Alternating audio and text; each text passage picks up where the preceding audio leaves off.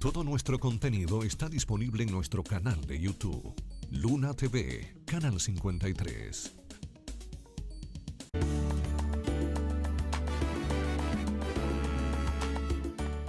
Bien, seguimos aquí en Buenos Días RD. Como lo habíamos prometido, el invitado nuestro en la mañana de hoy, el empresario Sandy Filpo. Él es el presidente de la Asociación de Comerciantes e Industriales de Santiago. Buenos días, Sandy. Buenos días, un placer estar con ustedes y a su orden. El placer es nuestro. Sandy Filpo, un hombre que siempre ha estado mezclado como tal, presidente de la Asociación de Comerciantes e Industriales de Santiago. Inmediatamente hay que hablar de una situación que está afectando a la República Dominicana en sentido general y que hoy veo al menos 3 titulares en algunos periódicos referente al alto costo de la vida. ¿Cuál es su opinión respecto a este tema? Que obviamente también afecta a todo el mundo, pero en República Dominicana es que nos toca y obviamente hay que buscar una solución. Bueno, el tema de la pandemia pues dejó como secuela una gran situación problemática a nivel económico. Esto se traduce en una alta inflación. La Organización Mundial del Comercio ha establecido que este año la inflación rondará límites nunca alcanzados en el mundo y que ellos prevén que habrá una inflación acumulada entre un 10 y un 15%. Esto es lo que nunca se ha visto desde la depresión del 36 y pues en esta situación pues obviamente nos toca a República Dominicana. Esto se produce por varias herramientas, instrumentos que van desde la crisis del transporte, el aumento del barril de petróleo que nunca se había visto, o sea, ronda en los últimos 10 años, era un precio que estaba controlado, en este momento ronda casi los 100 millones, los 100 pesos el barril, lo cual es un precio que teníamos mucho tiempo que no veíamos. La situación de la cadena de suministro, el aumento de los commodities y la escasez básicamente de la materia prima. Entonces todos estos factores son los que contribuyen para que un índice tan vital para el ser humano como la inflación y que toca directamente a cada uno de los ciudadanos, pues sea uno de los retos más importantes que tendrá cualquier gobierno. O sea, fíjate que en Estados Unidos se está hablando de una inflación de un 4 o un 5%. Para Estados Unidos eso es algo que es un país muy estable, algo nunca visto, lo cual nos debe mover a nosotros, a República Dominicana, preocupación. Y yo creo que ese es el reto del presidente Abinader, lograr, así como pudo sortear la pandemia con destreza, con mucha certeza, pues poder tratar de que los precios de los artículos de primera necesidad por lo menos mantengan un nivel que aún se mantengan al alcance de ese sector de la población que está por debajo de la línea de la pobreza. Desde tu punto de vista, Sandy, ¿cómo encarar esto? O sea, ¿cómo el gobierno bueno, fíjate, es una situación muy difícil, no para este gobierno, para todos los gobiernos, porque son herramientas, son elementos exógenos que escapan al país. Si tú dices, bueno, una crisis tú la puedes tener, una crisis interna con el problema del caso de la deuda, tú puedes controlar variables que tú puedas controlar, pero estas variables son bastante difíciles de controlar porque no depende propiamente del país, depende de muchas variables internacionales y que no están a la mano. Los gobiernos lo que están haciendo es pues tratando de disminuir el circulante a los fines de que eso produzca a su vez una menos movilidad del circulante y haya una demanda un poco más controlada y de esa manera la economía no se recaliente y buscando la forma de cómo auxiliar sobre todo a ese sector, esa franja de la población con algunos planes de acciones sociales, pero también esto profundiza la finanza, o sea, agrava la finanza de un país, porque también tú tienes que proporcionar o disponer de un dinero que realmente te puede hacer falta para los gastos de inversión, o sea, no hay, tú vuelves a tener un gasto que no es de calidad, que no es un gasto de inversión, pero también tú vas a tener una situación sumamente complicada en el sentido de que eso cada día más aleja los niveles de creación de empleo. La República Dominicana, nosotros hemos tenido un despertar con este gobierno a nivel de inversión, independientemente de todo lo que está pasando en el mundo. Hemos tenido una gran inversión privada y eso está motorizando y puede motorizar el empleo, porque una de las cosas que los gobiernos deben hacer es mantener el empleo o crear plazas de empleo para que la gente pueda tener la oportunidad de recibir un ingreso. Okay. Respecto a la parte, obviamente a lo que afecta a nivel internacional al país, ya hablaba usted también sobre el petróleo, es algo contundente que ha afectado a la nación definitivamente. En cuanto a los combustibles específicamente, ¿considera usted que la ley de hidrocarburos podría ser una solución real, directa? ¿Cuál sería su opinión? No, mira, se ha hablado mucho sobre, es verdad, nosotros tenemos uno de los combustibles más caros de la región. Sí. Y eso pues también nos hace que nosotros encarezcamos el producto, porque el combustible es una de las herramientas vitales para el transporte, uno de los insumos vitales para el transporte, y esto hace que obviamente cuando el transporte se encarece automáticamente todo. Yo creo que la ley debería estar sujeta a una revisión. Sin embargo, dicha revisión hay que entender que el impuesto establecido por la ley es un impuesto básicamente que garantiza el pago de la deuda interna, y si tú en ese sentido, porque es uno de los impuestos más transparentes que hay, entonces todos los organismos internacionales que le van a prestar al país pues buscan o tratan de asegurar, tiene esa garantía, tratan de asegurar el ingreso para el pago de la deuda a través de un mecanismo que sea muy transparente, y en este caso el precio de los combustibles, el costo del combustible es el que se ve afectado. Sin embargo, nosotros entendemos que sí, que la ley amerita una revisión, porque hay una serie de variables que en su momento se tomaron, que ahora esas variables no existen. Pero también debemos entender que lo que le ha dado estabilidad al país macroeconómica, y es lo que no se puede perder, es el cumplimiento del país con el pago de su deuda. Claro.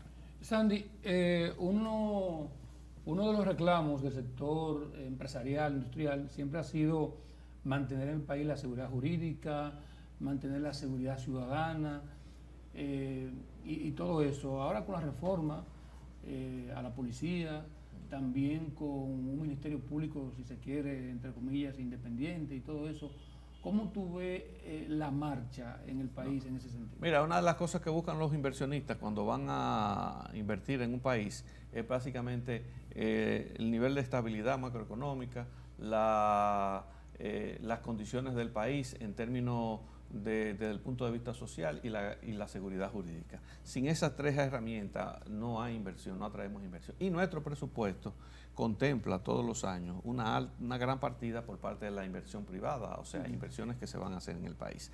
Además, que un país progresa en la medida de que crean empleo, y las inversiones tienden a producir y a crear puestos de trabajo.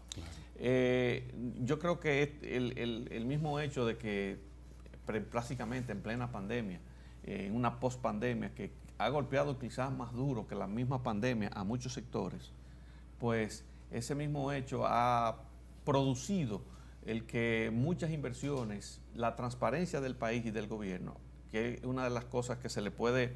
El gobierno tú le tienes que reconocer dos cosas, sea tú de la oposición, sea del sector privado, sea del sector político que no comulgue con el gobierno, y son dos cosas básicas, y es los niveles de transparencia que ha mantenido el país y el tema de cómo manejó la pandemia.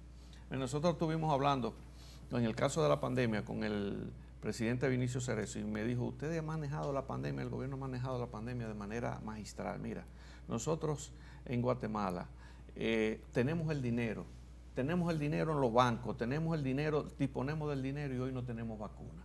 Y por eso el porcentaje de vacunados en Guatemala está tan bajo. Nosotros tenemos que hacer fila, esperar que nos pongan en una lista para darnos la vacuna. Sin embargo, el presidente parece que desde que entró en el proceso de transición, visualizó esa situación y esa visión permitió que hoy pudiéramos gozar vamos a decir, de la libertad sanitaria que gozamos y de que la economía no se haya maltratado más. Entonces, yo creo que esas dos cosas hay que reconocerlo. El tema de la transparencia, hoy, por ejemplo, cuando tú ves las licitaciones, y te voy a poner un caso que ha sido muy atacado de manera injusta en el tema de educación, por ejemplo. Tú tienes el tema de educación, el año pasado, pues, licitó unos 6, 7 mil millones en equipos de computadora, y esos 6 mil millones que licitó fueron distribuidos en 180 oferentes, lo que antes se dividía entre 15. Entonces, tú tienes una mayor participación y eso da mayor dinamismo de la economía porque tú tienes más gente participando. Pero esa más gente participando es producto de la transparencia. Ok. Santiago es una ciudad que el mismo presidente ha dicho en una ocasión, en Exposivao, dijo que se le debe devolver a Santiago todo lo que aporta al Producto Interno Bruto.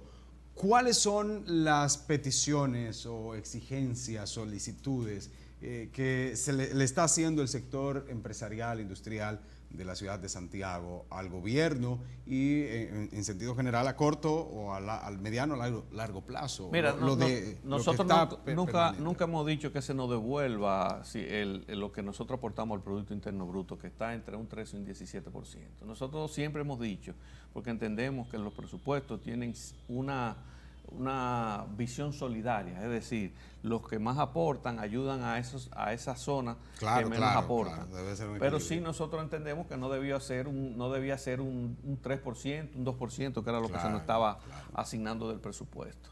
Y el presidente ha entendido eso y hoy estamos prácticamente discutiendo una serie de obras que van a poner a Santiago posiblemente en estos 4 años en otra condición, en otro nivel. Por ejemplo, hoy ya se están adjudicando las obras que tienen que ver con el centro histórico, que el presidente designó 2.200 millones de pesos a nosotros, a lo que se llama el sector empresarial, para que no para que lo manejáramos, sino para que definiéramos las necesidades. Y esos 2.200 millones de pesos se van a emplear. 1.100 millones de pesos en todo lo que tiene que ver con la rehabilitación del centro histórico. Cuando digo la rehabilitación del centro histórico me refiero a mejorar la calle del Sol, o sea, hacer un Santiago más caminable, que permita que la gente pueda caminar por Santiago. Eso va a comprender una ampliación de las aceras, se va a estrechar un poco las calles